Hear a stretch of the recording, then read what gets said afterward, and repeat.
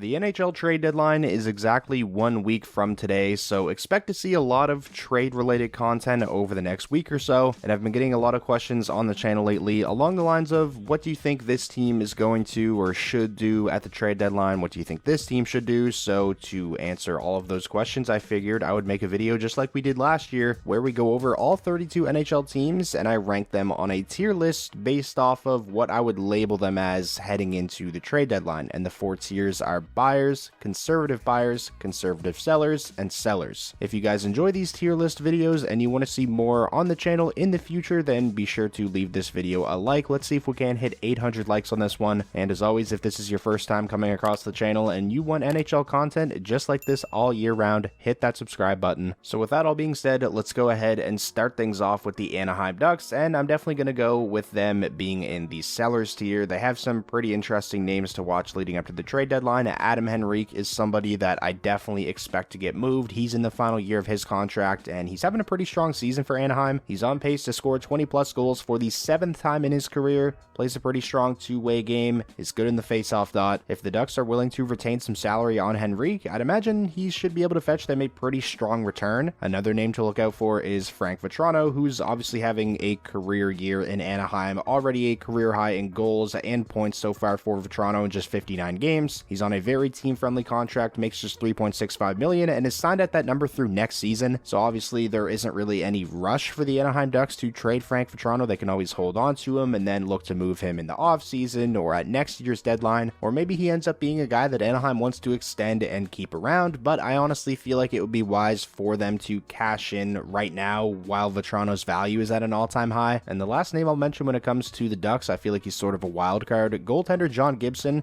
It feels like he's been involved in trade rumors for years now. Gibson carries a cap hit of $6.4 million and is signed at that number through the 2026-27 season. I feel like we don't usually see bigger contracts like that with a lot of term left on them moved at the deadline. If Gibson's traded, I feel like it's more likely we see it happen in the offseason. However, there was a report recently that the Calgary Flames intend to hold on to Jacob Markstrom, so it looks like he's off of the trade market. And with that in mind, I feel like that at least increases the odds of seeing a Gibson trade over the next week by a little bit. The Arizona Coyotes are up next. I think they definitely have to go in the sellers tier along with the Anaheim Ducks. For a while this season, it looked like maybe they would be able to hang around the playoff hunt right until the end of the season, but over the last month and a half, the bottom has just completely fell out of this team. They've lost, like 13 straight games at this point. Some names that I expect the Coyotes to move on from, guys like Jason Zucker and Matt Dumba, players that they signed to one-year deals in the offseason. The Boston Bruins are up next, and they definitely belong in the buyers tier. They are currently tied with the Florida Panthers for the most points in the NHL with 84. Now, it may be difficult for the Bruins to go out and target some of the bigger name players that are expected to be available because they don't really have the greatest prospect pool, and they also don't own a first, second, or third round draft pick in the upcoming NHL draft. So I probably wouldn't be expecting the Boston Bruins to go out and make as big of a splash as they did at last year's deadline, where they acquired the likes of Hathaway, Orlov, and Bertuzzi. The Carolina Hurricanes are 1000% going in the buyers tier. We got a pretty crazy report the other day that apparently Carolina and Vancouver were involved in advanced trade talks surrounding Elias Pettersson, with names like Jesperi Kotkaniemi and Martin Necas talked about as potentially going back to Vancouver if a trade were to happen. Now, since then, apparently the focus has shifted from a trade to, Pettersson and Vancouver trying to work out an extension, which is great news for Canucks fans. But with that news coming out, I feel like it's very clear that the Carolina Hurricanes want to make a big splash, and I think they should. This is a team that's been a fantastic regular season team for a long time now. They're still trying to get over that hump in the playoffs and make it out of the Eastern Conference. I'm expecting the Carolina Hurricanes to be big game hunting at this year's deadline. The Chicago Blackhawks that definitely belong down in the sellers tier, but they don't really have a lot to sell. A lot of the guys that we expected to be in play for Chicago around the deadline, players like Foligno, Dickinson, and Mrazek, the Blackhawks signed all of those guys to extensions. They do have a couple of forwards who are pending UFAs like Tyler Johnson and Anthony Beauvillier, but considering their cap hits, are those really the most valuable players? I could see the Blackhawks maybe getting a mid-round draft pick in return for Colin Blackwell or something like that. But one thing I would look out for is for the Blackhawks to maximize their cap space. They have so much cap space right now. I wouldn't be surprised at all to see them take on a bad contract or two from contending teams looking to clear cap space and,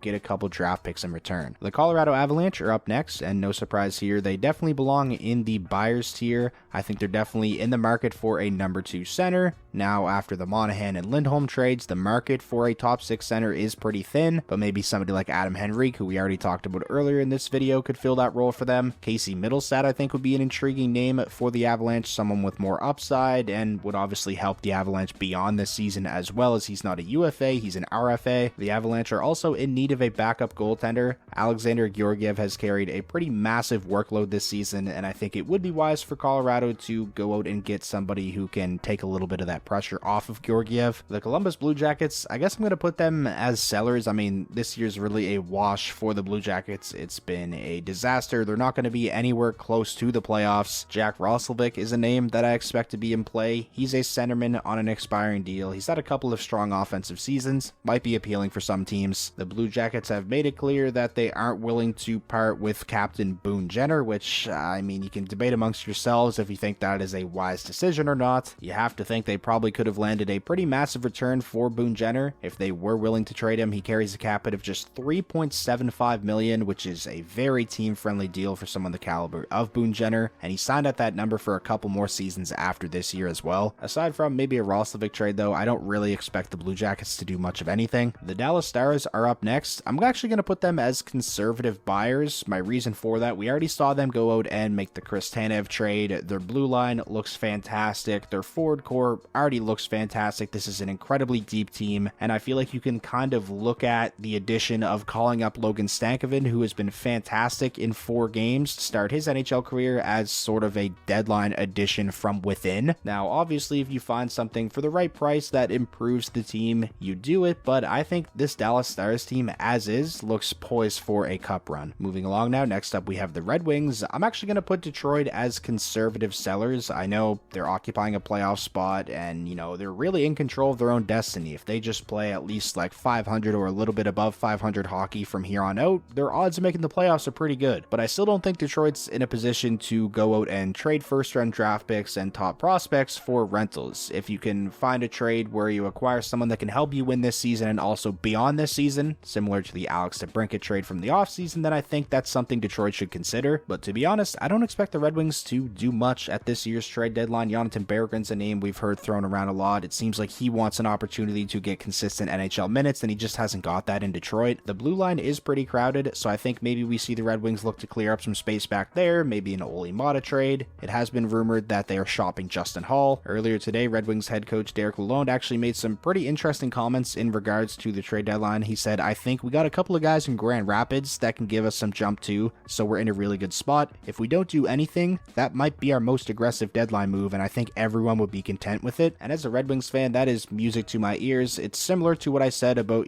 Dallas calling up Logan Stankoven, and how you can kind of look at that as a deadline addition from within the organization. I think the same can be said if we see, a Simon Edvinsson call up, or Berggren finally gets an opportunity for consistent minutes, or Carter Mazer, something like that. The Florida Panthers definitely belong in the buyers tier. They are currently the #1 team in the NHL. They are in the hunt for the President's Trophy. Now, it's kind of similar to what I said about the Boston Bruins. It might be hard for Florida to really go big game hunting because they don't have a first this year or a second. They also don't have a first next year. With that being said, Bill Zito has been very aggressive as Panthers GM. This is a team that just made it all the way to the Stanley Cup Finals and came up short. He is going to do anything in his power to improve this roster in hopes of another push to the Stanley Cup Finals. The Edmonton Oilers definitely belong in the buyers tier as well. We got a report today from David Pagnotta. He said that Edmonton's 2024 first-round pick is in play, and I'm told they've discussed packaging it with a roster player to another club for a defenseman to upgrade their blue line. No decision yet. So it sounds like the Oilers are going to be very aggressive at this year's trade deadline, and rightfully so. This is a team that, if it hadn't been for their disastrous start to the season, would probably be in contention for the President's Trophy right now. You have two of the absolute best players on the planet in McDavid and Draisaitl. You have Zach Hyman playing like a superstar. This is a team that, in my opinion, should really just go for it, and it sounds like they're going to. I'd be curious to see who that player is that they've, discussed packaging a first-round draft pick and a roster player for. Maybe Sean Walker,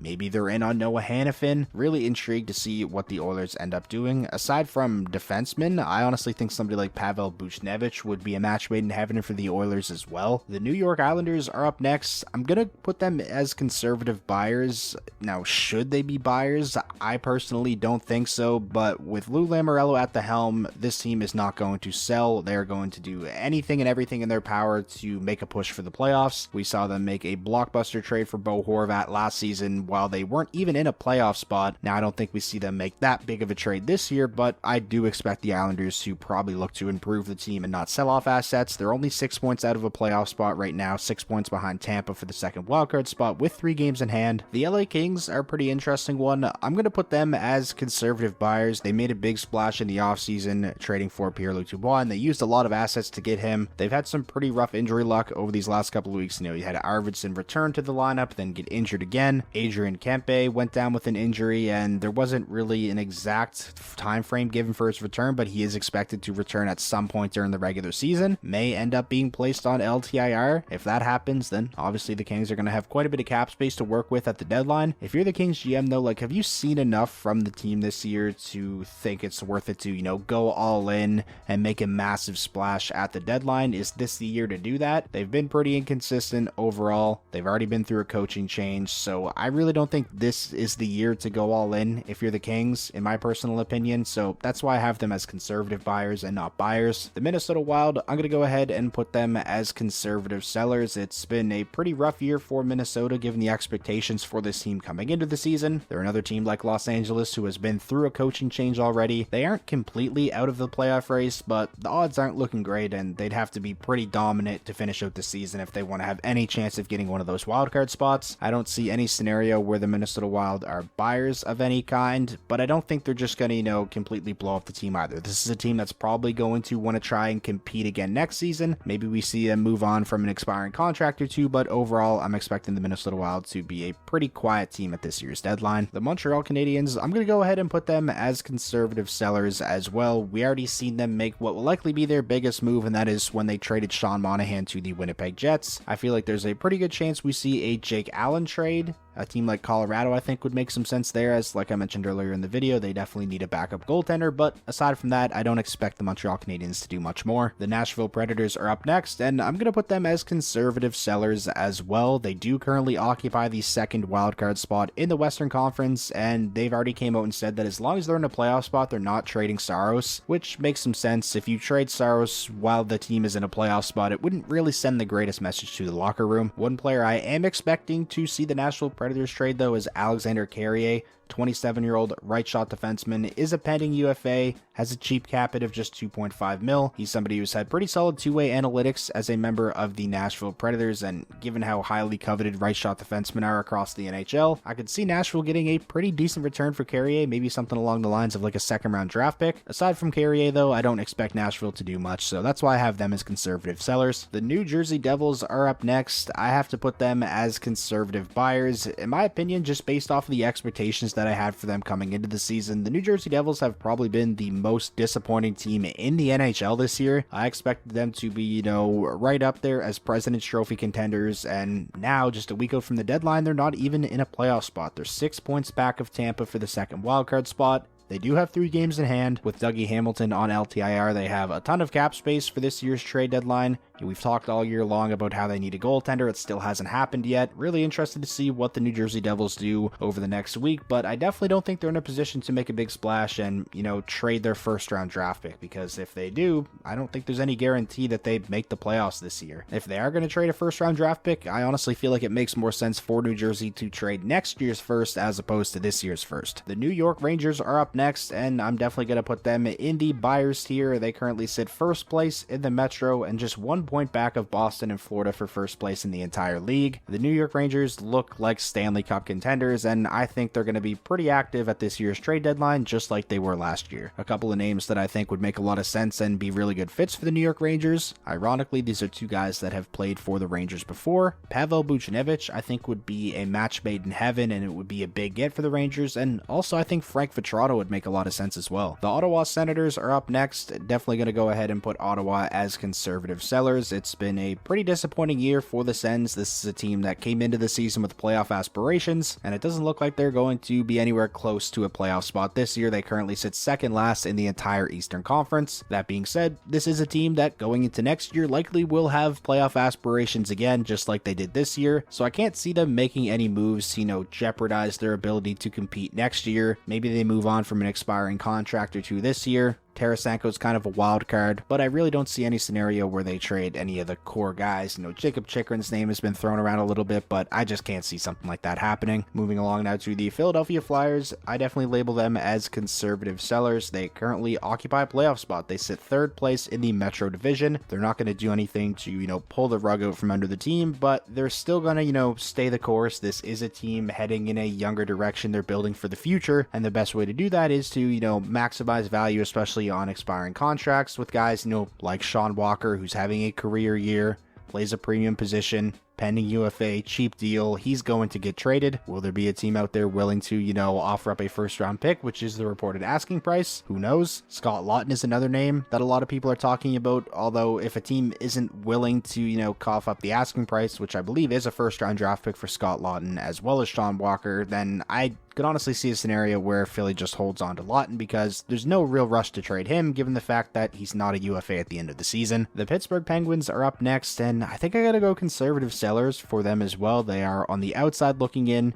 terms of the playoff race right now, but they do have games in hand on pretty much every team they're chasing. They're 7 points back of the Philadelphia Flyers for third place in the Metro, but they have 3 games in hand. Jake Guentzel is probably the most talked about and the biggest name leading up to this year's trade deadline. What are the Penguins going to end up doing with Guentzel? I mean, this guy's a legit top line forward capable of getting you 40 goals in a season, but he hasn't signed an extension. He's an unrestricted free agent in the summer, and I mean, it would be a pretty big hit on the organization, just letting him walk as a UFA as opposed to trading him and probably getting a massive return. The San Jose Sharks, definitely putting them down in the sellers tier. This is a rebuilding team. I don't think they're going to make any massive splashes like trade any of their core guys like Hurdle or Logan Couture or anything like that, but guys like Anthony Duclair, Mario Ferrara, their names have been thrown around quite a bit. I wouldn't be surprised to see those guys moved. The Seattle Kraken, I think they're conservative sellers as well. They're on the outside looking in terms of the playoff race. They're 7 points back of Nashville for the second wildcard spot with 2 games in hand. Seattle is a team that I feel like is definitely going to want to remain competitive heading into next season, even if they don't make the playoffs this year. So I can't see them,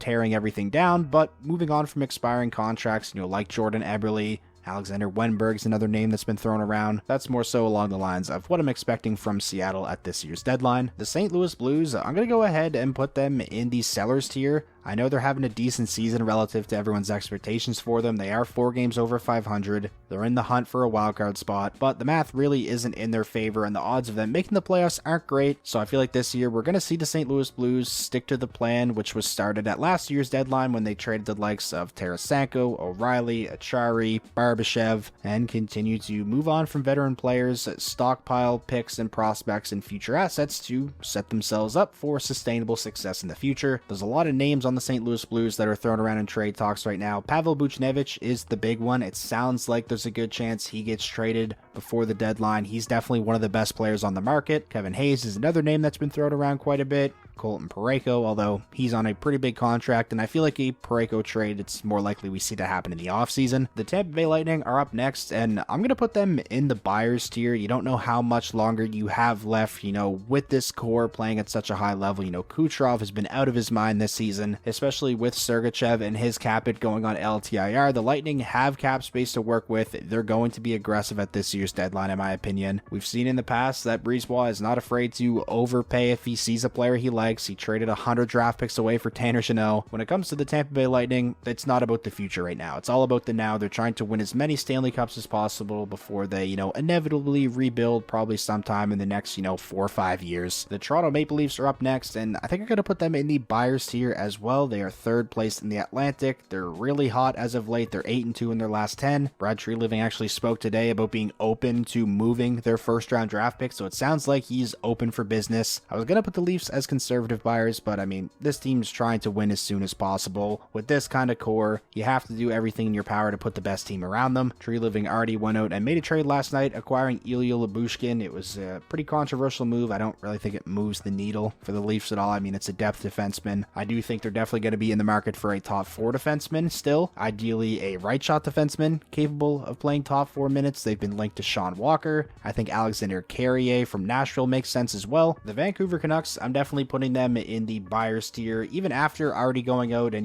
making that big splash trading for Elias Lindholm. It just feels like the Vancouver Canucks have caught lightning in a bottle this season, and if there's going to be any year for them to go all in, it seems like this is the year. There's been a lot of talk about the Canucks potentially being linked to Jake Guentzel, which I think would be a fantastic fit. I feel like they could stand to maybe add a top 4 defenseman, so we'll see what happens with the Canucks, but again, even after the Lindholm trade, I don't think they're done. The Vegas Golden Knights, 1000% going in the buyers tier. We now know that Mark Stone is not going to be able to return for the regular season. He may not even be able to return for the playoffs, so with him going on LTIR, they're going to have cap space to work with, and if we know anything about Vegas is they're going to use every bit of cap space possible. The Golden Knights blue line is really healthy now with Shea Theodore back in the lineup, so if they're going to add anyone, which I think they're going to, it's going to be a forward. I expect them to be in on basically every big name forward. The Washington Capitals, I feel like, are really in the same boat as the Pittsburgh Penguins, so I'm putting them as conservative sellers. You have an aging core, you're on the outside looking in terms of the playoff race, and the math really isn't in their favor, so I think it's in the organization's best interest to, continue to look towards the future like they did at last year's trade deadline,